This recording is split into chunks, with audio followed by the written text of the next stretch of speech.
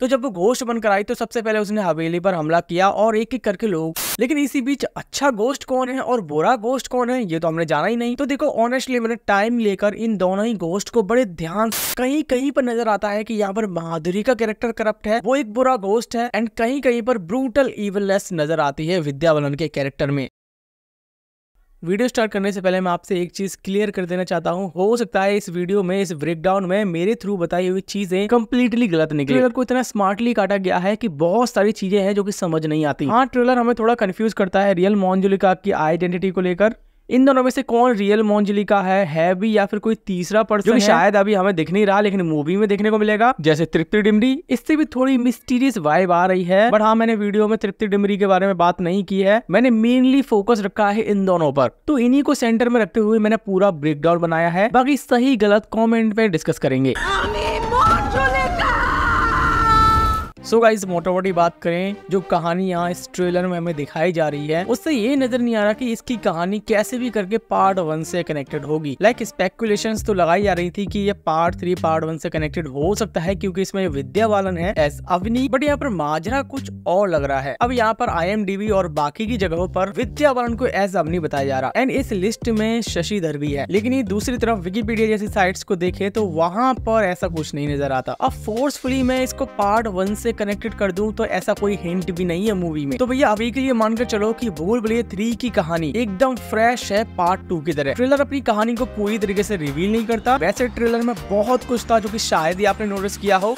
हम लोगों ने बैठकर बहुत देरों तक डिस्कशन की। ट्रेलर को अच्छे से देखने के बाद ये समझ आ जाता है कि यहाँ पर घोस्ट थ्रोन के लिए लड़ने वाले हैं। यहाँ पीरियड टाइम का एक सीन है जिसमें हम विद्या बालन एंड माधुरी दीक्षित को देख सकते हैं जो कि राजा के दरबार में नृत्य कर रही हैं। अब यहाँ शॉट को देखें तो यहाँ पर कहीं पर भी तुम्हें राजा नजर नहीं आएगा। राजा इनके सामने है और वो शॉट हमें नहीं दिखाया गया। यहाँ राजा कौन है ये सस्पेंस है। अगेन इस सीन पर आते हैं। यहाँ पर हमने इन दोनों को नाचते हुए देखा और इन दोनों की घोस्ट को हमने यहाँ पर भी देखा जो कि आपस में लड़ रहे हैं। अब यहाँ पर बहुत बड़ा सवाल उठता है कि इन नर्तकी को आखिरकार मारा किसने होगा, और उससे भी बड़ा सवाल है कि आखिरकार क्यों। फिलहाल के लिए इतना जान लो, इन दोनों में से एक बहुत ही बुरा और लालची है। देन आगे चलकर जब मैं फ्रेम्स को अच्छे से देख रहा था तो मैंने नोटिस किया इन दोनों ही घोस्ट को एक्चुअली में अलग अलग लोकेशंस पर कैद किया गया है। यहाँ पर पहला घोस्ट हवेली में कैद है एंड दूसरा घोस्ट जो है वो इस अबेंडेंड जगह पर कैद है। अगर आप ध्यान दोगे इन गेट्स पर बनी डिजाइन पर, जैसे रूह बाबा खोल रहा है, उन पर डिफरेंट डिजाइन बनी है। एंड यहाँ पर नोटिसेबल है इन दोनों ही गेट को मंत्रों से बंद किया गया है। सबसे पहले इस बड़े से गेट को देखो, इस पर अलग ही डिजाइन बनी हुई है और ये गेट है एक्चुअली में हवेली का। और यही दूसरी तरफ यहाँ पर रूहान जिस गेट को खोल रहा है वो भी अलग है। लाइक यहाँ भी हम नोटिस कर सकते हैं इस पर भी पैटर्न कुछ अलग ही है। इसका टीजर जब आया था तो उसमें हमें एक सीन देखने को मिला था, विद्या बालन एक थ्रोन को उठाती है एंड कैमरा जैसे ही पीछे जाता है तो यहाँ पर हमें ये गेट देखने को मिला था जो कि हवेली का था। मींस टीजर में हमें ये हिंट दे दिया गया है कि एक्चुअली में इसकी आत्मा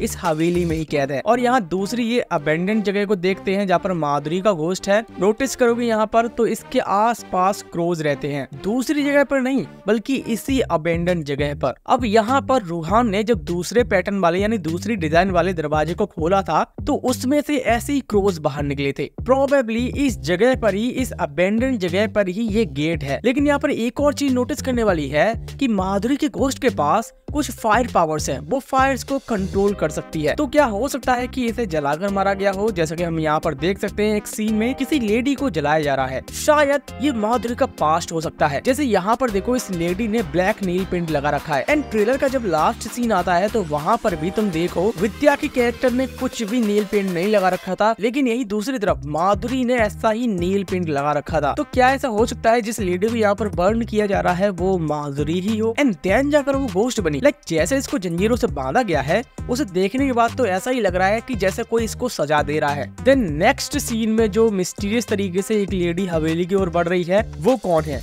क्या तुमने नोटिस किया? वह ये एक्चुअली में कोई और नहीं बल्कि माधुरी का घोस्ट ही है। ध्यान से इसके कपड़े देखो, रेड साड़ी और एक ब्लैक कलर की चुनरी और हाथ में एक पर्स भी है एंड यही सेम गेटअप में माधुरी हमें हवेली में भी दिख रही है। साड़ी सेम, ब्लैक चुनरी एंड पर्स भी सेम ही है। टीजर में जो घोस्ट सभी को हॉन्ट कर रहा है इंक्लूडिंग रूहान वो शायद इसी का है एंड सेम इसी डरावने फेस को हमने यहाँ पर भी देखा था। यहाँ पर ये मत समझना कि ये डिमोनिक फेस वाला घोस्ट और ये फायर वाला घोस्ट अलग अलग है, ये दोनों ही आत्मा एक ही है। हाथों में पहनी हुई चीजें, कपड़े स्मोक वो इस फायर वाले गोस्ट में हम नोटिस करेंगे एंड यही चीज हम इस डीमोनिक फेस वाले गोस्ट पर भी नोटिस करेंगे। अब ये जो पर्टिकुलर सीन है वो शायद इस अबेंडेंड जगह का है या फिर हो सकता है हवेली की ही कोई अंडरग्राउंड जगह है ये, जहाँ पर कुछ पंडित गंगा जल डाल कर इसको कैद कर रहे हैं। लेकिन फिर यहीं पर सवाल उठता है कि विद्या बालन के कैरेक्टर ने किसी को हॉन्ट नहीं किया, क्या वो बाहर आकर किसी को कुछ नहीं कर रही? तो जी ऐसा नहीं है। एक सीन में जहाँ पर ये फेस जलाया जा रहा था गोस्ट का, वहाँ पर हमें विद्या देखने को मिलती है। इसका और भी स्ट्रॉन्ग कंफर्मेशन,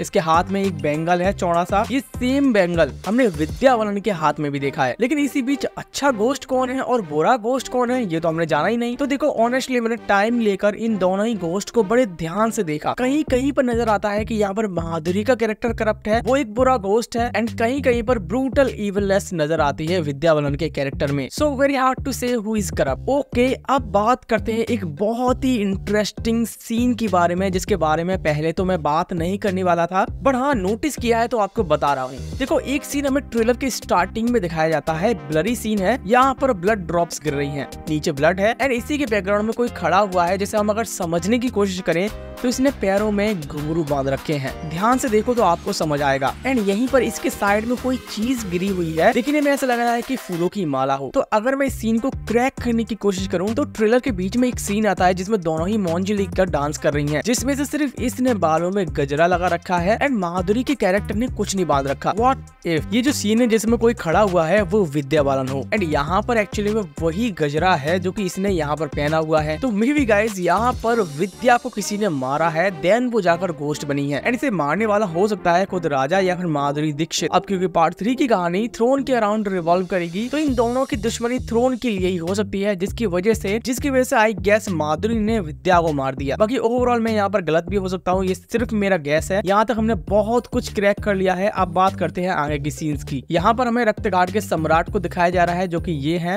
एंड जस्ट इसी सीन में रूहान की भी एंट्री हुई है इस हवेली में। यहाँ पर हम इसके बैग्स को भी देख सकते हैं एंड इसको यहाँ पर लेकर आया है यही सेम बंदा जो कि यहाँ पर खड़ा हुआ है एंड इसको हमने इस सीन में देखा था जो कि बता रहा था मेरी जीजाजी की बेटी पिछले साल हम सभी को छोड़कर चली गई। अब इसी पॉइंट से रूहान जाएगा इस हवेली में और ये सारी नौटंकी करेगा जिसकी वजह से मिस्टेकली ये यहाँ के दरवाजे खोल देगा। देन आगे चलकर हम और भी चीजों को नोटिस कर सकते हैं, जैसे यहाँ पर हवेली में एक घोस्ट घूम रहा है जो कि सभी को मार रहा है इंक्लूडिंग राजा। प्रोबेबली ये सीन पास्ट का है। अब हो सकता है इसको भी मारने वाले हवेली से ही बिलोंग करते हो, क्योंकि मैंने इससे पहले आपको बताया था यहाँ पर विद्या को मारने वाला कैरेक्टर माधुरी का हो सकता है एंड देन इस पाप के लिए माधुरी को भी सजा दी गई, प्रोबेबली उसे मारकर। तो जब वो घोस्ट बनकर आई तो सबसे पहले उसने हवेली पर हमला किया और एक एक करके लोगों को मारना शुरू कर दिया एंड देन इतने सारे कांड होने के बाद तांत्रिकों ने इसको यहाँ पर कैद कर दिया इस अबेंडेंड जगह पर, जिससे ये कभी भी हवेली की ओर ना जा सके और ना ही थ्रोन को दोबारा से देख सके। हवेली में जाने का बेसिकली इसका एक ही कारण होगा, बदला तो ले ही लिया